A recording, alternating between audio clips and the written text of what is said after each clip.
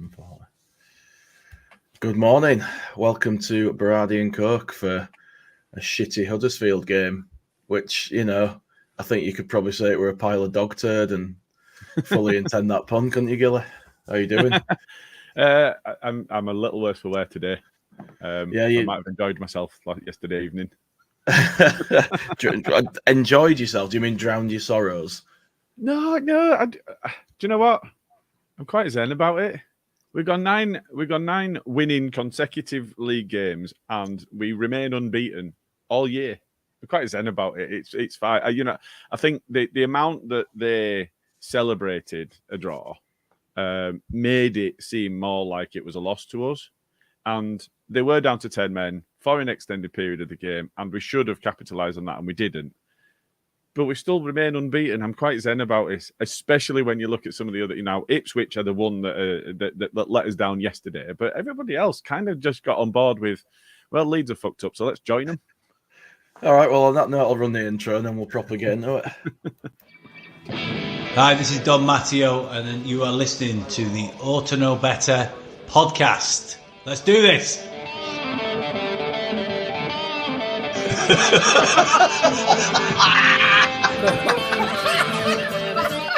You look like fucking Brolin, you're a Leeds hating bastard. Look like some sort of fucking weird floating head. No. You utensil player a bit, innit? I mean, I feel a bit right, dickhead. Nothing spectacular, really. Nothing spectacular, really. Again. Although we've not been able to say that recently, so it's like a throwback. It still feels a bit like, oh, here we go. But you know what? We've done all right. And I mean, like you say, there's two ways to look at yesterday, isn't there? You can either look at it as we've screwed up, we've dropped the ball, or you can look at it as we're a point closer to the title. Exactly that. Leicester joined us, as I say, in not having the best of days. But that's now 3 defeats in a row for them. The wheels may have fallen off there. Exactly. They were adamant when we beat you. So earlier in the season, and I pointed this out, they drew with Wednesday just after. So they were a win in between, but they lost to Borough, they lost to us. They then won, and then they drew with Wednesday. And I'm looking at that, and I'm going 4 points from possible 12. They could go on that sort of run again, and we're there. It's now a worse run than that. That's it. We just need Ipswich to fuck off, don't we? I think we all need that. I wish they'd just piss off. They're like a fly that you can't get rid of. That's flying around your fucking house, and you end up chasing the bastard round with a swatter, and you can't catch it. That's how it feels with them at the moment. I mean, we have caught them, we've overtook them. Now we're behind them again, but I don't know. We did that with Saints. Saints came from nowhere. They went into second place. They were in front of us, and we're like, oh shit! And now Saints are 3 points behind us with the worst goal difference. It's like, it's there's a lot of football still to be played. I know it's 12 games left, but there's a fair amount of football still to be played here, and it's not inconceivable, even now, that Leicester fall outside of the top 2. No, it's there's perfectly enough possible. left. Yeah, we've shown how you can fuck it up from Christmas. Yeah, you know what I mean. We know no that side as ever. Yeah, exactly. We're the team that broke that, and now we're the team that's come to enforce it against Leicester.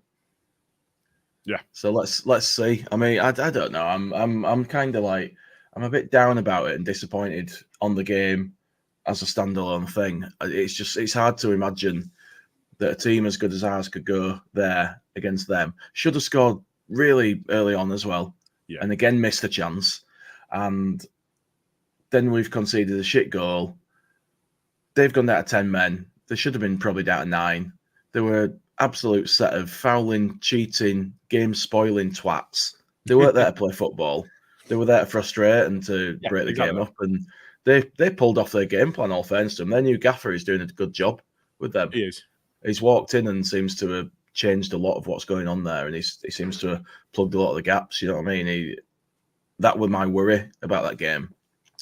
And it to me, purely because of that new variable, there were a little bit of an unknown about it for me. It could have been a banana skin, and so it proved. And I think you sort of touched on it right at the beginning there. I were going to come on and say sort of the same thing, that we were never going to win every game between now and the end of the season. We were never going to win every game. It just doesn't happen. It's the Championship. there's always a bullshit game like that. And that game yesterday had like Wigan vibes for me. It just didn't feel like we were going to get anything. And I suppose even getting a point in them circumstances is good, but it's sad to see when you've got all that attacking talent and there's just no one turned up. And I don't know if that's a cup hangover.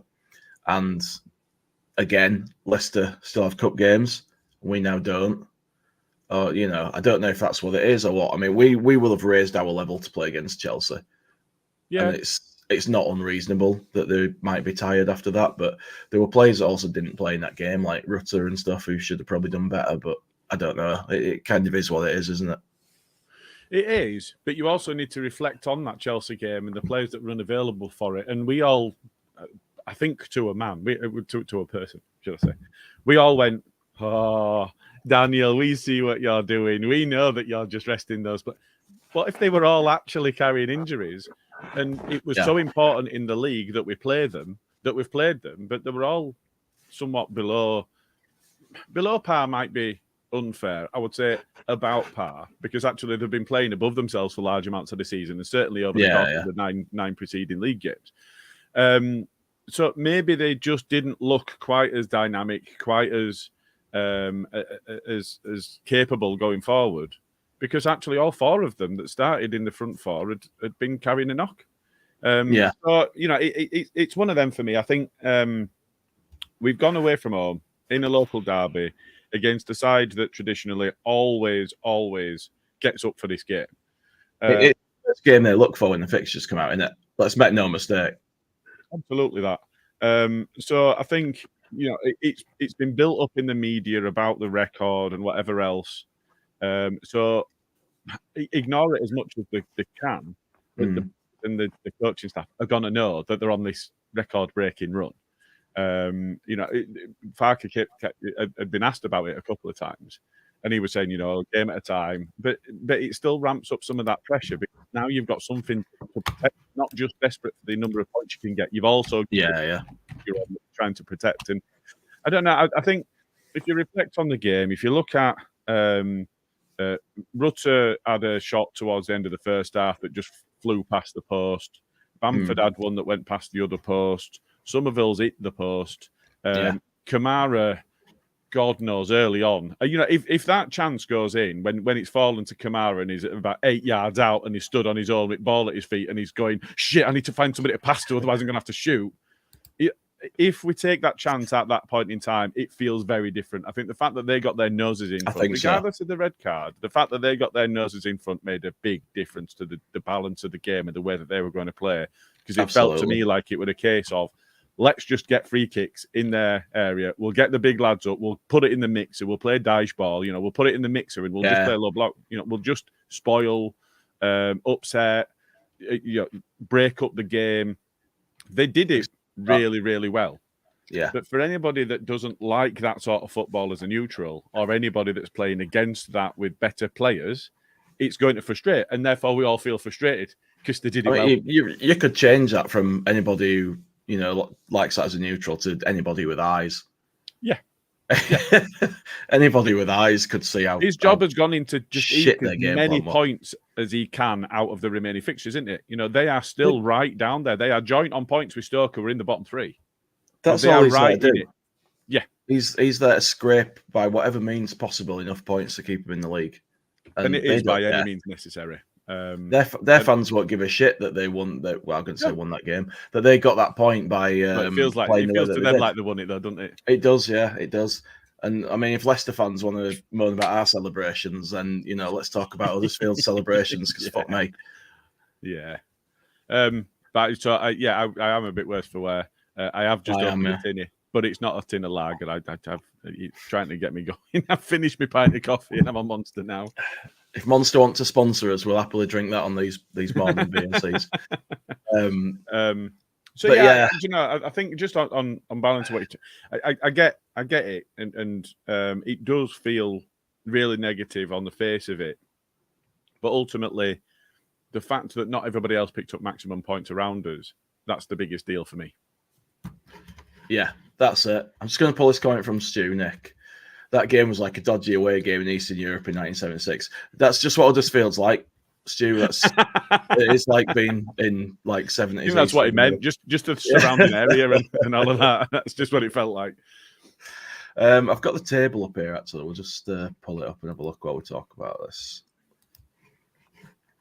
If I can do it in reasonable time. But yeah, I mean, when you look at that there now, we're 2 points behind Ipswich. You can't quite see Leicester's points because of our graphic, but they're on 78. We've closed down to them by another point. We're chasing the title at this point, so we have gained on the top spot. Cheers, Matt. It was bothering you, that, wasn't it? So we've closed the point on top spot. It was a shite game. We didn't lose it. I mean, this would be a very different podcast if we'd lost that game. I'd be fuming. It would. I mean? But look at that goal difference as well. We're 3 goals behind Leicester now. Yeah. And that felt insurmountable. We were over 10 goals behind them 3 games ago. We were. So the fact that they've lost their games and we've won ours, we've drawn them in further on points. They're now looking at us. They're looking at Ipswich and they're thinking, oh, shit, we've been, their fans are going, shit, we've been celebrating winning the title for months. What's going on here? We've been pulled back into it. And that's the point. When we beat them, we came from behind and we celebrated that. We were celebrating actually bringing them fully into the mix because if they're 12 points clear, it's done. Job done. Yeah, no exactly. about it. That would have been that. So I think looking at the table, I mean, look at the 2 teams right down at the bottom there. You Huddersfield Town joint on 38 points with Stoke, and I think anybody that thinks that. So when you look at football-related accounts that are putting out the remaining fixtures and the run-ins and all of that sort of thing. What they're doing is they're blending together all of the opposition to work out the average league position of the teams that are remaining. And ours are lowest. And I think it was Saints that were highest in terms of the average league position of the opponents they've left to play. Yeah. But the teams that we're playing against, Huddersfield, Stoke and so on, they're fighting for their lives. They're fighting to stay in this division. It's not like it's a dead rubber and it's an easy game because they're down at the bottom of the league and there's no relegation. It's not like it don't work like that. So I think towards the end of the season, the only potentially easy games that you get on the face of it are the ones that are in mid-table that have really nothing left to play for. It's not the ones down at the bottom that are fighting for their lives. No, that's it. I'll try to click on Ipswich just to look at the running, but it's not letting me click on them. It normally does on this website. It's doing me heading. Bastards. Let's just see who they've got next. Let's have a look. So they've got Bristol City next. They should win that, really. But Cardiff Bristol City is not an easy fixture, but they're playing them at home, aren't they? Yeah, that's it. Blackburn could be tricky, but again, they're not great. Wednesday, I expect them to beat. Now, this game here could be real significant for us, Ipswich versus Southampton, because we've still got a 3-point buffer at Southampton, and we've got better goal difference, so it's effectively 4 points. So I think if things are as they are now, going into that weekend, we're looking for a Southampton win there, surely. Yeah. Or a draw. Either that or a draw, so there's 4 points handed out, yeah. Norwich, that's a derby game for them. They could lose that. I mean, as you say, there's so much football left to play. There's so many permutations of what could happen and when. I think it very much. It sounds trite and it sounds like it's just a trope, but it is just a case of concentrating on your next game and just seeing where you end up. Yeah, that's it. They've still got Hull away as well. That could be a dodgy fixture for them.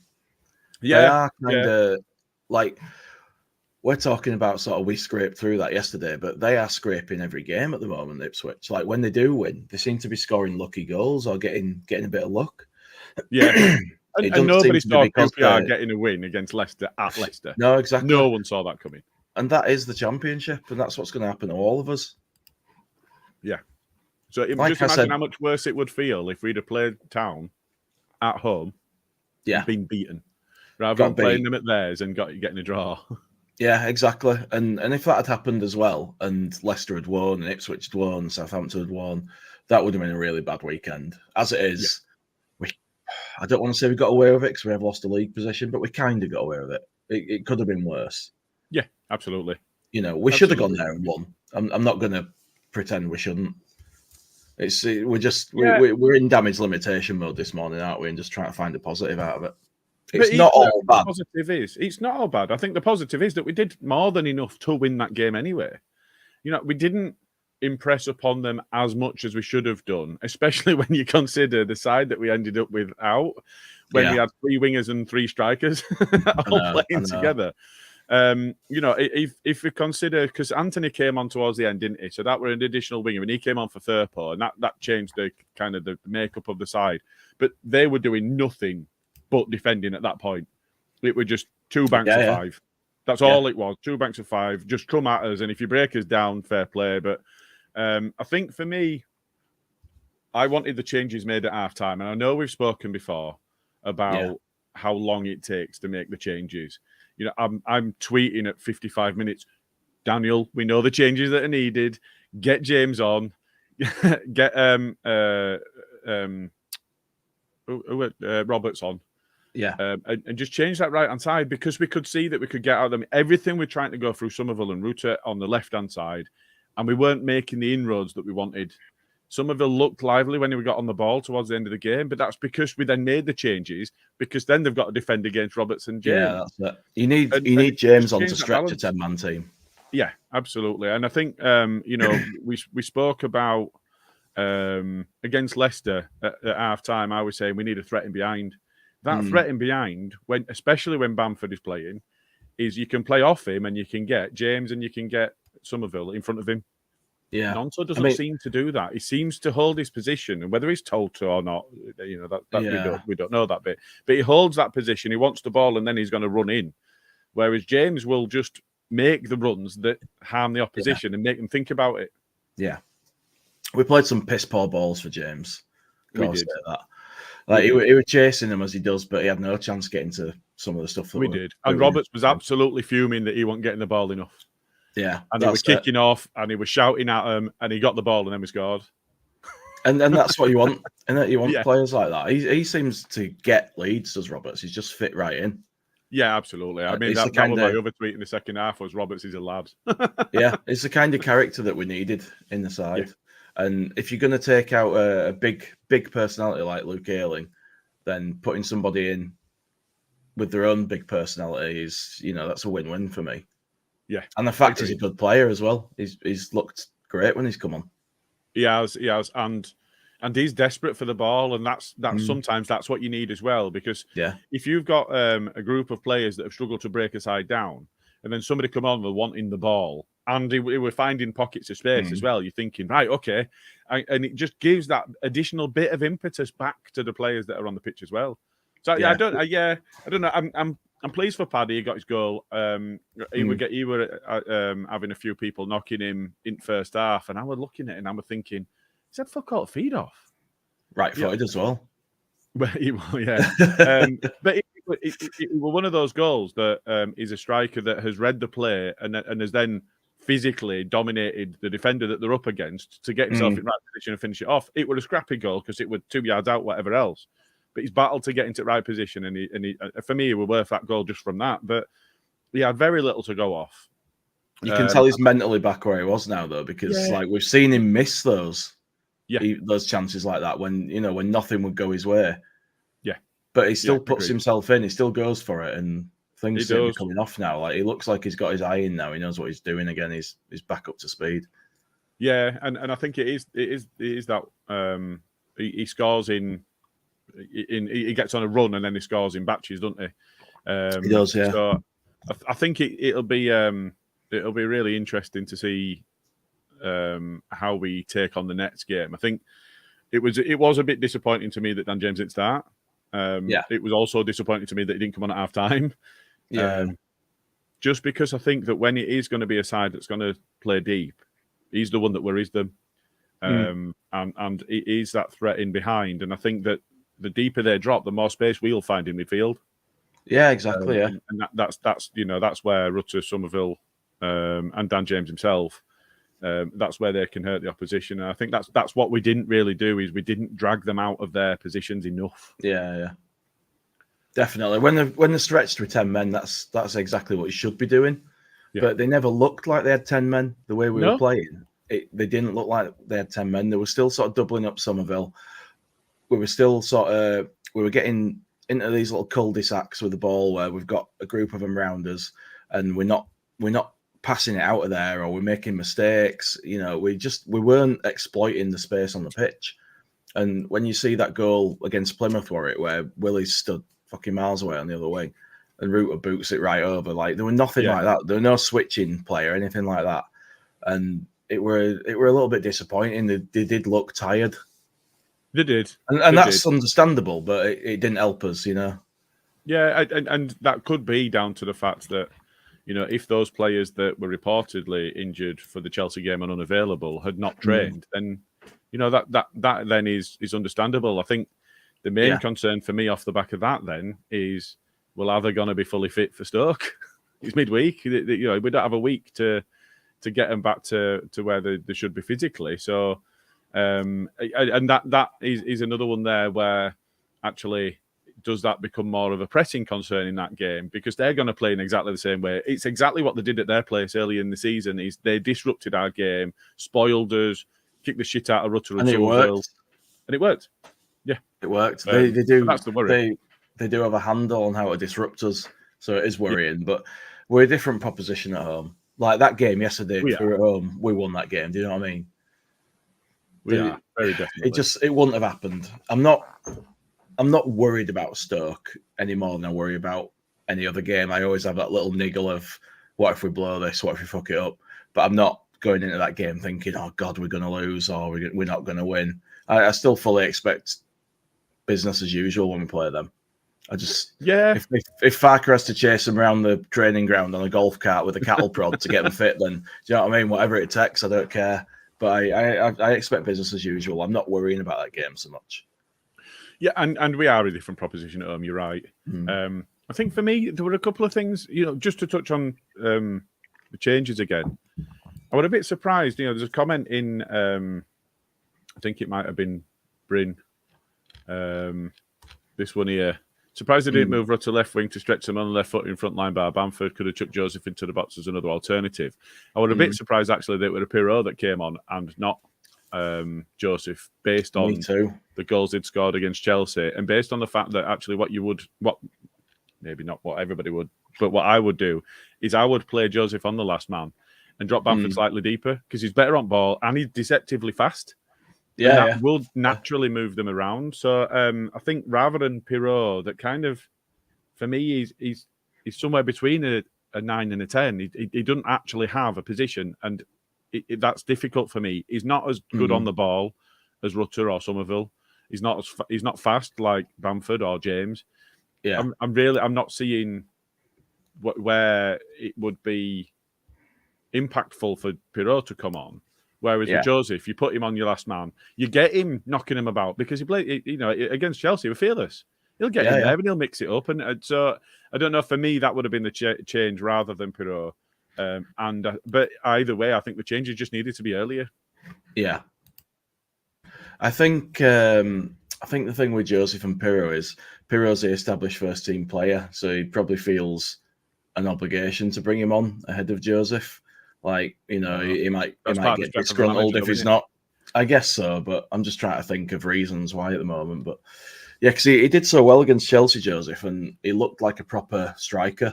He was in all the right places for stuff. Like, he nearly scored that third one when the ball, he tried to sort of take it, and he sort of chested it half, bodied it. He just couldn't do anything, so he was so close to the goal. But he were in the right places.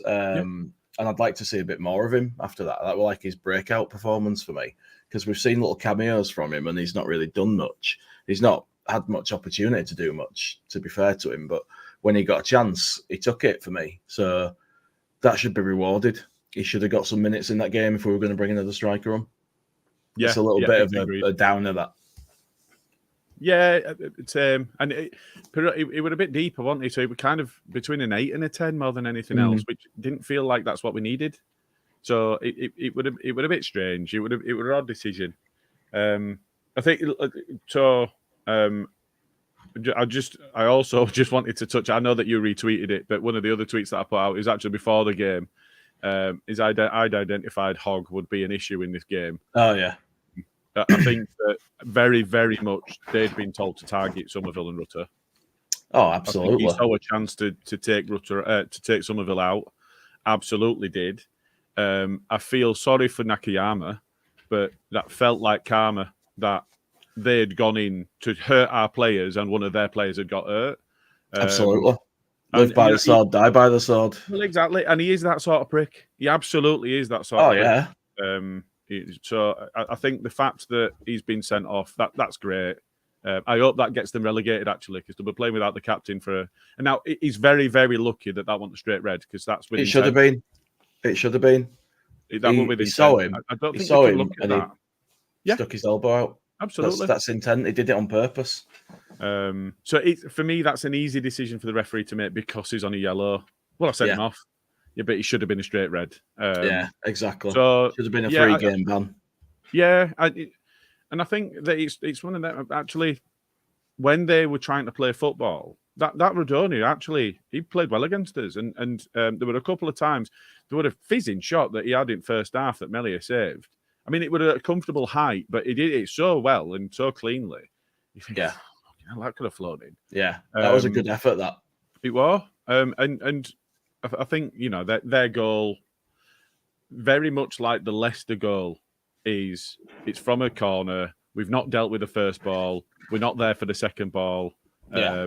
Melia did well to keep it out, but then they're just quickest to react. Actually, Firpo was really quick to react, but he were just a yard further away from the ball, so he couldn't get there. Yeah. But I think I'm not certain, but I think every goal in the league, at least, that we've conceded since the turn of the year has been from a set piece. It's a free kick. I thought you were going to say has been shit. Well, they have shit goals. Really have. Yeah, I totally agree with you. It's just it was such a frustrating game, man. There's a comment here that I'm going to bring up a while back, actually, from Simon Coley, and he says Farker tried everything, but like he said, ball only in play 20 minutes. That guy's still tying his fucking laces. Come on, I mean, that was mental, wasn't it? The keeper's fake injury, the guy tying his fucking laces for about 5 minutes. It were a masterclass in filth.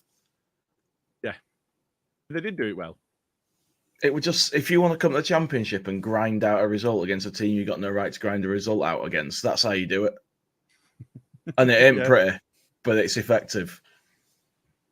Yeah, exactly that.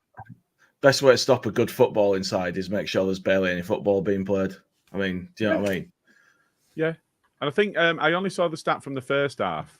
But I think that's the least that the ball's been in play in any half of football since the season started. Shades of that Wolves game in the Premier League when they came to Elland Road. Do you remember? And they were in play for about 26, 27 minutes or something. It were like that. Yeah, no, it was awful. And I think the biggest thing to take from that game is we don't have to watch that every week. Huddersfield Town fans are ecstatic that they've been able to end our run and that they've been able to get a point from us at their place and whatever else. Yeah. But they have to watch that football and we don't. Yeah, exactly. And they may have rammed my season ticket price up by over £100, but at least I get to watch our football. Small mercies and all that. Job's about to come to an end at the end of March. I've got a fork out for that now. So, cheers, Leeds.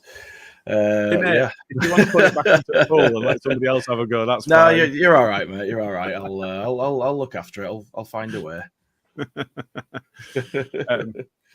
So I think just to extend on the point, Hogg is a prick and fully deserved to be sent off. Should have been sent off with a straight red. But I thought that Pearson was very lucky not to get sent off as well. He absolutely raked his studs down the back of Somerville's leg. When Somerville went down, it were like, what's up with him? I've not touched him. And it was properly dirty. It really was. It's terrible. Ward got away with one. There was a high ball, and that was an elbow. That Pearson, again, was the one that smashed Willie Nonto in the ribs. Now, it's Willie Nonto. So we can't be sure whether he's hurt or not, because for me, he still goes down far too easily. But at the same time, he had taken him out. You can't help it. But yeah, They're brought up that way, aren't they? He had taken him out. And he didn't get booked for that one. And he did get a booking. I can't remember if it was I don't even think it was the Somerville one. And he was complaining about, well, why are they falling over?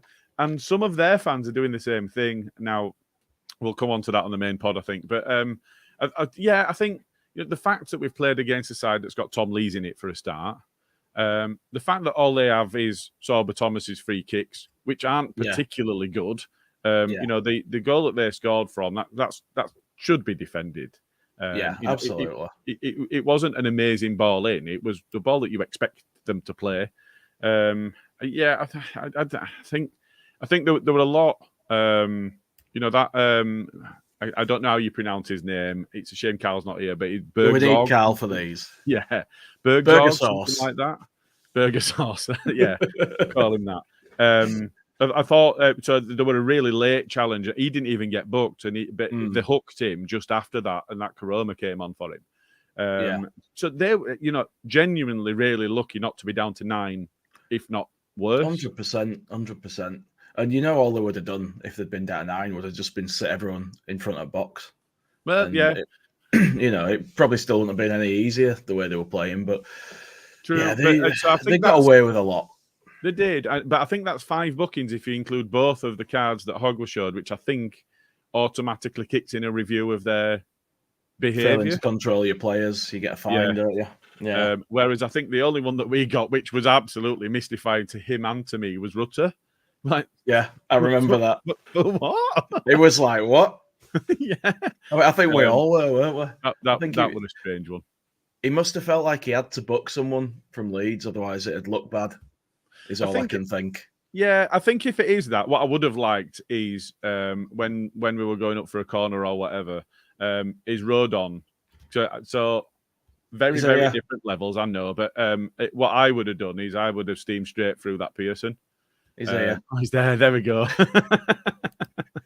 Going up for a corner. If I'd have been Rodon, I'd have looked for Pearson and gone, right, okay, you're getting it on this. I don't care where the ball's going. You're getting smashed. And I'd have steamed through him. Absolutely. That might be the only disappointment for me, which might seem counterintuitive because that's the Sunday League player in you, Gilly. Well, yeah. But I'm gonna fucking get him. Yeah, exactly that. Especially if I've seen them smash one of our smaller players, right? You're getting it next because I'm not putting up with that, and you know that you're in the battle now. And I think that's the only thing for me, and it might just be because Farker's professionalism more than anything else, and he's gotten well drilled to just focus on the football. But when it's attritional like that, and they are behaving in that way, I think they need it back. But the side that we've got is far too good to be doing that against them, I suppose. I was surprised actually how disciplined we were. Yeah. Like we didn't get drawn into any scraps or anything, and they were definitely up for that. They were trying, and I think that is a positive. But I would have loved somebody to go steaming through someone. I won't lie. I reckon Farker probably pulled them all in and had a specific word about that sort of thing after Melia got sent off against Preston. Yeah, probably. Yeah. But, if you look at the players that we've had over our history and the players that actually we've idolised, while at the club, I will say, because one of the ones I'm going to mention afterwards ruined that for me. But you look at Batty, you look at Calvin, you look at Alan Smith, and they would have gone straight through somebody, but they would have probably got sent off. I know which one you're going to say ruined it afterwards. Well, yeah. Little scummer in it. But, all of the players that have been my favourite players throughout the time, Berra, Batty, Calvin, they're all players that add that edge to them that that actually they can go do that to someone. And I think that's I would have quite liked to have seen somebody get steamed through. and you knew as well, like what you were saying, if like somebody is like trying to, let's say, bully one of the smaller players on the team or something, like a Batty wouldn't have stood for that, would he? He'd have made a point to go and make sure that bloke knows not to do that again. He'd have dealt with him. Yeah, but we don't really have that at the moment. We've got don't. players who fight for the team. They're all in. They care. You can tell they love the club and playing for it. But we don't have like a nasty bastard, do we? No, and that's probably a positive, but not the way that I'd probably like it. is. Because they'd love to give us red cards if there were a chance. So it's an interesting juxtaposition, that, because I respect the professionalism for not getting drawn into that, but at the same time I want somebody to go. You want to see it, but you don't want any consequences from it. Yeah, exactly that. So I'm just going to grab these comments that I started before, because they'll just build up otherwise, and I'll never go back to them. So we got one early on from Joe Bedford saying, not going into doom and gloom phase, but emotionally it feels like a loss to me. So that's pretty much how we feel, I think. Bandy says, as an ex-coach, I can tell you it was a combination of I come down from Chelsea, the huge weight of the 10-in-a-row record, and Huddersfield's fight for survival that did us. And yeah, I mean, I can totally get that. It's like a perfect storm, and it's wrong team at the wrong time in a way. Yeah. With everything going on. Another one from Bandy saying, a point in the way derby match is a point earned. Again, sound logic. Friend of the pod, Johnny Brown, he'll be knee-deep in shit in his bar, just rolling around on floor after a heavy night, probably. Standard footballer talk here. Let's take one game at a time, worry about ourselves first. Absolutely, Johnny. Joe Bedford, she says, I'm not sure a rookie ref in his first season refereeing the Championship should have been taking charge of that game last night, but I don't blame him for the result. I mean, I didn't realise he was a rookie ref in his first season. I always forget to read Joe's bloody ref thing, which she does, which is very good. They are good. It's great that she takes the time, because it's some real insight to the man in the middle, and it gives you a bit of an impression, and she gives a bit of detail on prior games that they've had. It's good because it's a bit of insight you don't get any otherwise. It is that, yeah. I don't know. I get the point in terms of experience and whatever else, and always knowing that, being a local derby and being that Hogg was going to be on the pitch and whatever else. I think it's fair on reflection to go, well, should it have been given to somebody that doesn't have the level of experience? But at the same time, I certainly didn't think he was unfair. I didn't think he did that badly. I thought he was relatively poor for both teams. But somebody said that in the comments. So I think it's the consistency that we're looking for. If he's going to, on that note as well, I'd not seen that. No, I haven't. So Matt Leeds is just in the comments saying, "What about the Huddersfield player after the game saying the ref was against us?" I mean, against us as in Leeds, I would get. Yeah. Wow, there's a thing. I don't know. I guess that might be just part of the entire ethos that they're adopting at the moment of us against the world. We've done that in the past. So. When we've been really shit, we've done that, and we've gone, right, well, we can only look after ourselves. We'll moan about everything going against us, and we'll say that we're up for the fight and all of that sort of stuff. It's a powerful thing if you get everyone on the same page with that mentality. Yeah. Look at what Dennis Wise did, man. A shit manager like him got us back from minus 15 in no time because it was just Seeds mentality. I take your point. Well, yeah, I know, but he officially was a manager, wasn't he? But yeah, it's Seeds mentality. It works when you're in the shit and you're in the trenches, man, and you're in a fucking boat with a bucket with an hole in it. You know what I mean? Siege mentality is the only thing you've got. Yeah. You're not going to suddenly turn a bad team into a good team overnight. So you got to get them mentally strong and ready to stand up, haven't you? That's all you can do. It's more man management than it is sort of technical coaching in that situation, if you know what I mean. It's just getting everyone on the same page. That's it. And he's done a good job with that as their manager. But we have to be able to beat teams like that. We're going to get a few teams like that now between now and end of season. Yeah. So, I mean, Farker tends to go away and learn from stuff, from what I've seen. Like he generally makes his subs earlier these days than he used to, usually. And there's little things where he has adapted when things have happened. He's like changed Pirro and Ruta about, despite saying, no, this is how it's going to be. And he is open to taking stuff on. And close to that. I don't maybe think so. But, there is some flexibility in there. Yeah, but I think that's Bamford coming in, and therefore he had to play Rutter at 10 because Pirro wasn't in. Bamford was. Because you're not going to play Bamford at 10. Well, yeah, and he's just done that bit better than he expected him to. And for me now, there was a comment about I'm surprised I didn't put Rutter on the left, but he's played so well in that position that it's difficult. So I think it's one of them. We've got our next 3 games are Stoke, Sheff Wednesday, Millwall, and they're going to be attritional games. Stoke are going to want to come and spoil because they got some joy out of that earlier in the season. Sheff Wednesday is another derby. They think they're as big a club as us, but they're right down there and they're screwed in terms of the league positions and whatever else. So they're going to want a battle. Millwall's always a battle. So that's going to be the pattern of games. Beyond that, we've got Watford. That'll be, I just expect us to get 3 points. That'll be a fairly straightforward game. And then we've got Hull. But you just never know. You never know. But then we've got Hull. And they're going to want to battle with us. So it's going to be another like side now to the end of the season. Another side that looks for our game, and that's what they were looking forward to. But they're trying to get in the playoffs, aren't they? They're on a little push to try and secure a place for themselves. So it's not an easy run. It's all teams that we should be able to beat, but I would predict we're probably going to lose one game at least in this run, possibly 2. I don't think we're going to win everything, but we could. We've got the capability, but as we've seen this weekend, it's just not the way it goes in Championship. You don't win all your games. You just don't. You just have to let you do better than teams around you. Like somebody said in the comments before, like football coach talk, worry about ourselves one game at a time. That's all you can do. And Farke's he's espoused that mentality, hasn't he? He's been talking about that kind of thing, not bothered about table, not bothered what anyone else is doing. We just care about what we're doing, and we work with each other, and we fix things we've done, and we're not bothered what anyone else is doing. And that's the way forward. I think that's all you can do now. We have to get another run going now, but as you said, we're kind of still on a run because we're still unbeaten. So just pick themselves up and go again. We're unbeaten, I think, still at home all season. Yeah, we're unbeaten since the turn of the year, home and away in the league.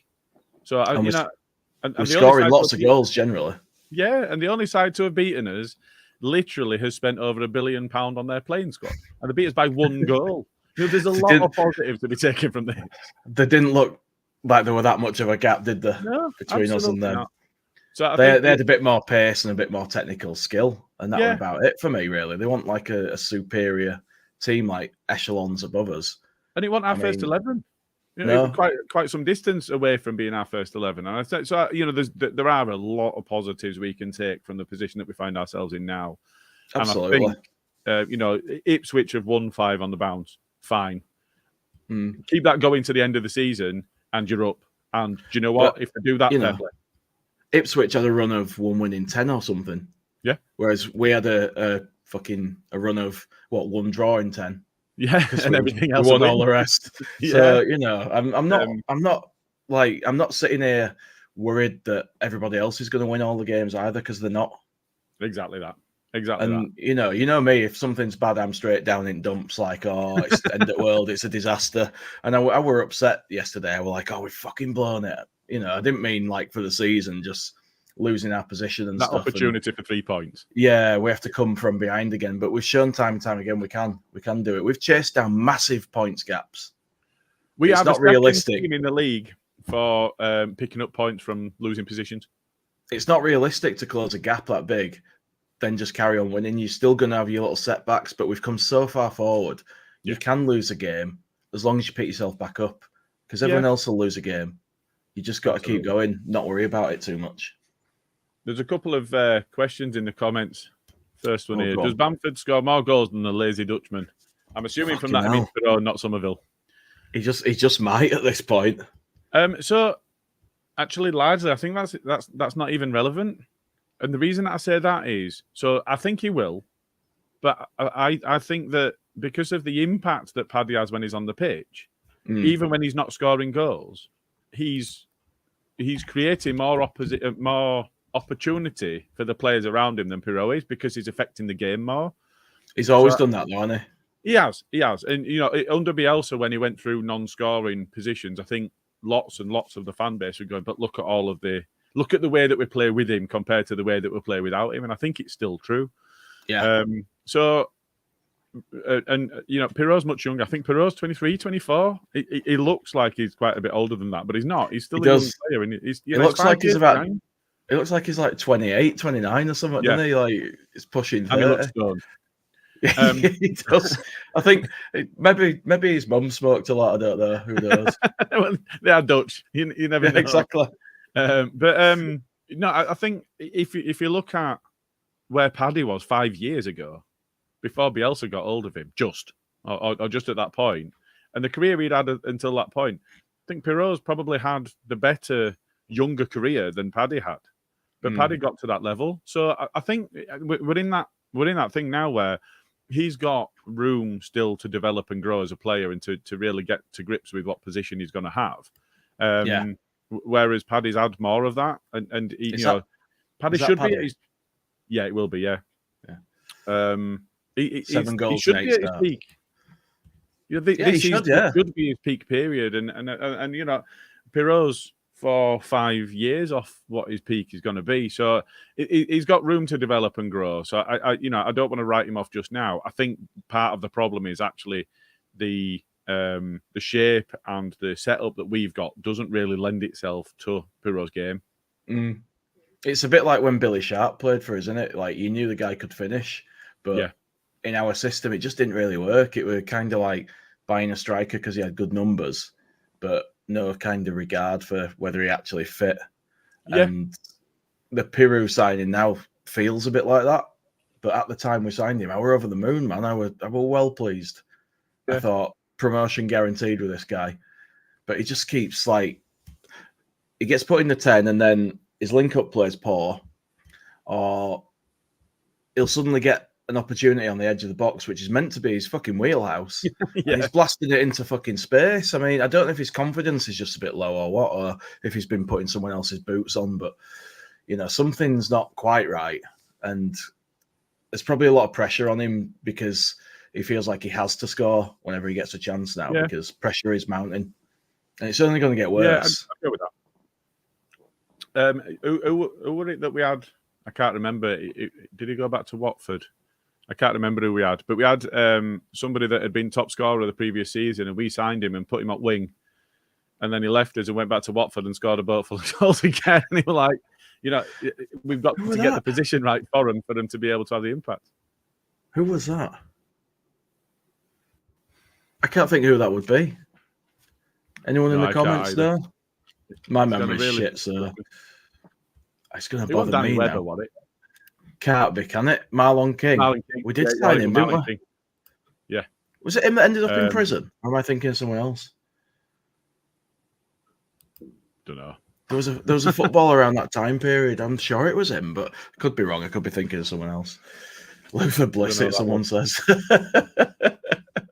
Yeah, he wasn't Luther Blissett. So he scored a boat full of goals for Watford, but no, that wasn't who I was thinking of. I don't think anyone in our pod has ever watched Luther Blissett in person there, but I'd say it's not that one. I mean, I don't know what else to say, to be honest, Gilly. I think we're getting close to the end here. We've kind of gone over it. Have you got what else you wanna go through? Well, I was just thinking then, actually, in terms of our fixtures, Tuesday is Stoke, so we're not going to have another main pod before that. So just in terms of just in terms of the expected lineup, I guess if we just want to touch on that. Yeah, good idea. Because we're not going to have another podcast before we play Stoke now. So that's a good point. We'll probably be on Wednesday, I guess, won't we? It will be, yeah. Yeah, it'll be a combined B and C and main pod on Wednesday night, probably. Good stuff. So yeah, I guess it's a case of, do we make the changes that we expect, or do we stick with the starting 11? It's a tough one. Do you think Dan James comes back in? He would for me. He would for me. I'm torn on this. I would start. None of those look good recently, but James was so good before his injury. I'm going to say something slightly controversial here. Oh shit! There we go. You're going to put Cooper in. If Willie Monto had not been scoring the goals that he's been scoring, it would have highlighted the poor run that Jimmy Somerville's been on. Do you reckon? Because he's been pretty massively off the boil for the past 5 or 6 games. I agree with that. And that one, he hit the post yesterday. I had him to have 2 shots on target as well, and he he fucked me.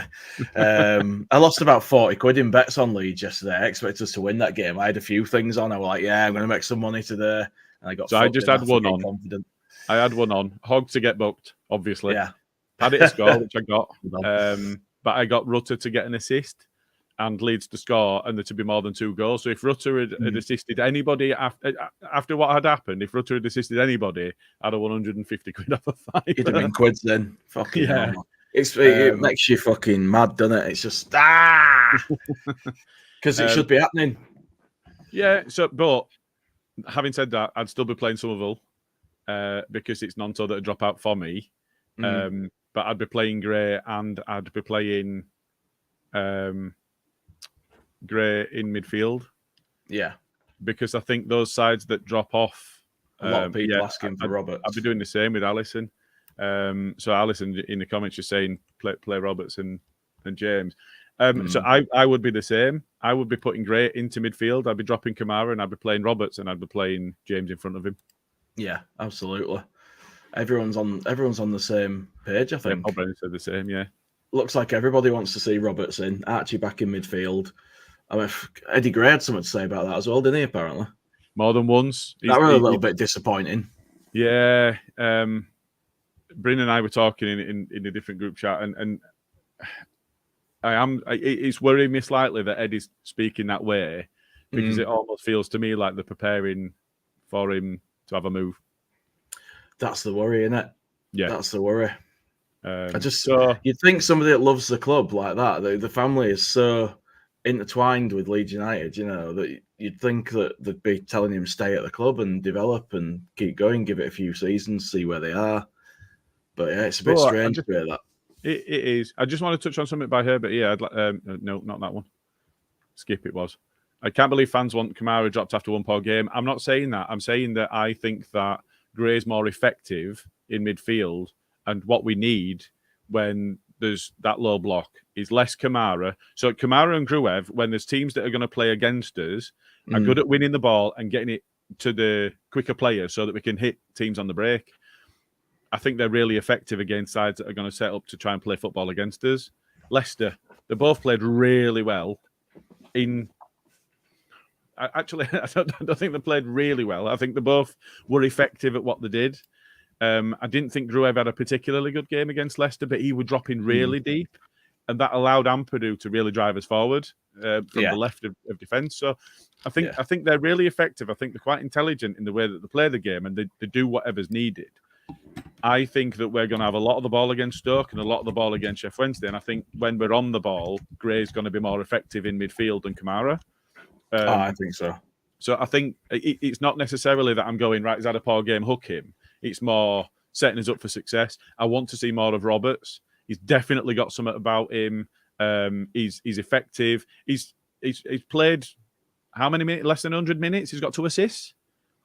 And a goal. No, Roberts. Yeah. He's come on. Mine went blank then. Yeah. It's been great. He's got a couple of assists and he's bagged a goal. It's like he's having an impact now. Yeah, it seems to have sparked us into life each time he's come on as well. And I think that him and James getting at fullbacks is really going to harm people. So it's less, right, Kamara's had one game, hook him, and it's more, I want to set us up for success. And I think that Gray in midfield and Roberts and James on the right, he's going to do that more for us. I think the only bit that could be a bit of a sticking point in that was Mark Edison here. Maybe James and Nonto to start and some of it will come on in second half. He's clearly carrying an injury and not training. So that's the bit that we don't get to see. And if Somerville, I think the comment was that he'd rolled his ankle and it was really swollen. If he's playing with that and he's not as impactful because he's carrying an injury, fair enough. That's the bit that we don't get to see. But all being equal, I think I would be starting Somerville and James, and I'd have Gruev and Gray in the middle. Yeah, absolutely. Not sure what Joe's talking about here. What the chuff? Doing like this, Joe. I've said, whatever it was. I mean, do you think Gray's like the long-term Click replacement, like same sort of position, or do you think he's slightly different? He doesn't have the shit house to him, does he? Not yet. I think he's got potential. I think he's potentially, yeah. I think he's probably an A, isn't he? I think so. Yeah, I think so. Yeah. When Eddie talks about him and he talks about his position, he's saying longer term he's going to be a box-to-box midfielder. Yeah. I think that's probably the most physically and technically demanding position in football. He's got the engine for it. I think he's going to get there. You know, he's got the athleticism. He doesn't have the strength yet, but he's a kid, so he's not gonna. But equally, he's very, very good at holding off opponents and looking after the ball as well. So I think long term, I think that is his position. I think if you look at the way that Click played under Bielsa, he made the side tick, didn't he, at times? And when he played well, we played well. There were times that we played well without him playing well, but when he played well, we did.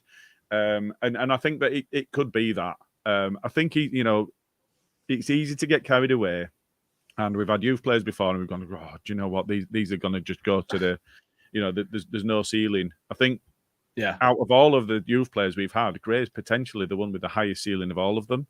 Absolutely. And you look at, the conversations that are taking place at the moment in the media and so on about comparing him with Bellingham. Yeah, actually, a lot of people are saying he's had a better career to this age. He's had a better career than Bellingham. Now, that's not necessarily to say that he's going to become the best player in the world, as Bellingham probably is at the moment. But that's the level of capability shown to this point. Yeah, absolutely. I mean, Bellingham's like a generational talent, isn't he? Gray could be up there, but I don't think he's anywhere near his level yet. But I think there's a potential to be that kind of player in there, depending on how he develops. And if we go up, and he's playing Premier League football, he's going to just come on leaps and bounds, because the way we've seen him sort of step up his game against opponents who are good wingers, and he just seems to level up when he has to. Yeah. And he gets there and he matches them. And we've seen him against players now where he's played the same people twice, because we've played certain teams twice, and like people that had him on toast initially, he's now bossing them. And that's in the space of like 6 months. You know what I mean? That's insane. It is. And I think the only frustration might be a strong word for it, because he is a young man, and it's a position that he's not used to, that he's still learning. And of course he's still learning. He's 17. But the only time that I've got frustrated during a game with him is when he's been up against the right-footed winger that's playing on the left, and he's allowed them to cut in instead of showing them down the wing. That's just experience. And Connor Roberts does not do that. Connor Roberts plays them on the outside, puts them on the weak foot, and goes, you know what, if you're going to beat me, fair. But I think when you look at the sides that have done that, so Jack Clark at Sunderland, Preston did it as well. I think it's just that bit of experience, but he's learning from it, and he's benefiting from that from playing. Yeah. I think there is a little bit of too many minutes, because he is a 17-year-old kid. But at the same time, you want your good players on the pitch, and he's definitely one of them. It's there on merit. Yeah, absolutely. I think we all want to see that, to be fair. I don't think there's any Leeds fan out there that don't want to see Gray play midfield. Yeah. Joe has updated. I don't know if you've seen. I did. I brought it up, but you were in middle of what you were saying, so you didn't see it. Yeah, that's a crazy take. Just read it out for audio pod listeners. Yeah, so Joe Bedford said, someone saying send Archie out on loan if we go up. The comment above mine, that's what she was saying, what the chuff to before. Yeah, I mean, that's madness. I mean, that might even get into shit take of the week on Wednesday. Honestly, that's crazy, man. Do you really want to see him developing and being awesome for somebody else? And then if you've sent him on loan, he might get a taste of playing somewhere else, You're not going to send him back to the Championship if we go up, because he's too good for that. But yeah, so it was Stu, Nick. If we do go up, Archie should go out and loan to top champ side with guaranteed minutes in midfield. I think if we go up, he starts pretty much every game he's available for. I think so too. I think he's just too good to send out somewhere else. I get what he's saying about like being the main man somewhere, playing every game, being the midfield kingpin. But I don't want to see him play somewhere else. I don't think he needs that development step. I think he's that good that he could just step up with us, and he might be a little bit, slow out of the blocks initially, because it's a fucking different level, is Premier League football. There's no doubt in my mind he'll get there. quickly. I think if we send him out on loan, we don't see him again. That's the problem, isn't it? Yeah. And if we send him out on loan for a season, then we go back down. We could end up with him never playing for our club again because he'll get a move to a Premier League club while we come back down. I'd rather see him play that season in Premier League for us if that's what might happen. Yeah. So, yeah, no, I think he would stay, and I think it's important that he does because otherwise, you do put yourself in a position as a club where players will look at what their future is. That's it. Plus, there's talk already in the comments about Harry, who's also coming through, and I think there's an even younger one that's coming through as well. So Another one. The future looks bright. Yeah, I think so. Wow. So the future looks bright. But yeah, it does, and we just have to keep these players now. We have to make sure we match their ambition. That's it. Yeah. Otherwise, you lose players, as we've seen, and unless we really take our foot off the gas at this point, we should go up. Yeah, in my opinion. That's the point we were making at the top of the pod, and it is we're in a position now where we're unbeaten all year in the league, which is 10 in a row, 9 of them wins. We're on such a good run, and there's so much you can take from the game against Chelsea that there's no need for us to worry at this point, especially when you look at Leicester's run. 3 defeats on the spin, especially when you look at comparing that with ours. Saints have lost 3 out of the last 5. Yeah. So they're not in the best of nick either, and you could quite conceivably see Southampton drop away at this point, and you could see Leicester right in the mix. Yeah, that's it. And we've never seen Maresca deal with any adversity yet. We don't know whether he'll be able to bring that back. We don't know whether. Yeah, Diet Pep. We don't know whether he's got it in him to fix that. I mean, the team's that good that I expect that they will get back to winning ways sooner rather than later. But, this is going to be uncharted territory for him and them. So who knows? Who knows how long this disruption could last? They could now either they could go on and win all the games again from here, or they could go on and have a terrible run where they're getting a win, then a draw, then a loss. We just don't know. Like anything could happen with them at this point. Play both Ipswich and Leicester. Yeah. Now, if Saints win all of their games from, let's put it this way: if anybody wins all of their games from now to the end of the season, they deserve to win it. And deserve to win absolutely. And that's fine because all of the sides in that top 4 are playing somebody else in the top 4 at least once. We've got Saints at the end of the season. What would be really brilliant is if they have to give us a guard of honour as we walk onto our own pitch. It was brilliant against Derby where Rooney had to give us that. But if we can stay 3 points ahead of them till that game, we are sorted. Yeah, we are. And I think if you look at Saints' next run of fixtures, they've got Preston, they've got Sunderland. I mean, albeit it's a Sunderland without Jack Clarke, who I don't think he's as good as made out, but at the same time, a lot of their play goes through him. And then they've got Leicester. Yeah, so that's actually, it. I think that might be a game that gets deferred because Leicester play Chelsea. But that just means that there's that pressure again in that game of Saints against Leicester, that just ramps up even more because it's going to be towards the end of the season. So that's it. It's going to be for something. Yeah, that's a tough run. And then Saints play Borough, and then they play Ipswich at Ipswich. Yeah. So, you do look at those fixtures. It's not going to be easy. We can't take for granted the fact that we're playing against sides down at the bottom that are battling. But at the same time, you look at the run that the others have got, and it's not possible for them all to win all of the fixtures because they're playing against each other. Exactly. And that's the biggest positive for us in this final run, I think. We've got quite lucky in that regard, the way it's fallen. It's not really lucky, is it? We're up there battling and have. No, I just mean the fixtures we've got. Yeah. Not that we're where we are, obviously. We've earned that, but the fixtures we have left, it's quite lucky that it's fallen the way it has because we know we can beat any of the teams we've got left to play.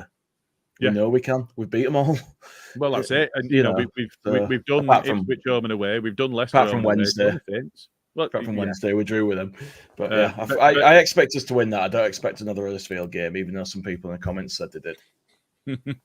but yeah, I think you look at our record against the other teams in the top 4 against us, and it's only Saints that we didn't show up for. Yeah, and we've only played them once, so we've got an opportunity to make that right, and that will be at home. And as you said earlier, we are a different proposition at home, but we've taken maximum points against the other two. That's right. And we've basically we've done as much as we can, really. I mean, yesterday it's a freak, innit? It's one of them games that happens in the Championship. Just got to keep going. We're on the right track. Just keep doing our thing. I think we'll go up. Yeah, I absolutely. I am still really confident that we're in a good position, albeit it's not fully in our hands. Because if Ipswich just go on that run that they continue and Leicester turn it around, then we'll be in a position where they can write their own destiny. But all they can do is concentrate on what we can do. The Championship's that mad that we could end up top of the league and it could be Ipswich or Southampton behind us. We could end up second. It could be one of them at the top. Leicester could end up in the playoffs. No one knows. Just have to keep winning our games and doing our thing. That's it. That's all you can do. Exactly that. Still lots of football to be played. That's it. I think I'll wrap it up on that note, Gilly, unless you got what else you want to throw out. Yeah, just we've got an Andy's Man Club walk coming up, so we're doing the Muriel walk. Muriel walk. So we're walking 17 miles across Leeds, taking in a lot of the murals. Not all of them, because there's so many of them, but a lot of them. So we're doing so for Andy's Man Club, and we'll share the links on the socials. Just a thank you to everybody that's donated so far. It does mean a lot. Everybody that's shared, all of that sort of stuff. And I think somebody's buying us a great big fat bastard butty. While I'm going to need that. Yeah, that's the only reason I'm turning up. So no, it's really important that Andy's Man Club are there, and entities like that exist for people to go along and to be able to talk. And it's important that people remember it's okay to not be okay, and it's okay to talk. So yeah, it's something. I can't say that I'm fully looking forward to it because it is quite a long walk. I'm not. I've not walked more than a couple of miles for about 2 years. So. But it is important, and it's important that people recognise that there is support there if it's needed. And just an additional comment as well, Dave Calderdale in the chat just saying we are all like a family on chat. Awesome. While we're on here, we can see the conversations ongoing between you all, and I can't speak for everybody. I really appreciate it. It keeps us going as well. It's a big deal, so I do love it. This is difficult if no one's interacting. So it is. We appreciate everybody that does. Yeah, we do. And I mean, we can talk shit, but it's hard when you're just talking shit without any sort of interaction. It is. So it is a big deal. And as lots of the comments have said, if you can all smash that like button and subscribe to us, it all helps. It helps the ratios and all of that sort of stuff. So keeps us coming back for more. It does. Glutton for punishment, I think. Absolutely. So yeah, if you want to see more, or is that them? a bit of both. I think it's like it's cathartic for all of us. I think that's what it is. But yeah, I mean, it's not been a bad pod, to be fair, mate. I were kind of dreading talking about that game, but we've got through a lot, and we got there. We've covered everything we needed to cover, and hopefully cheered a few people up along the way. We'll catch you all on Wednesday. Cheers, Jay. Cheers, everyone.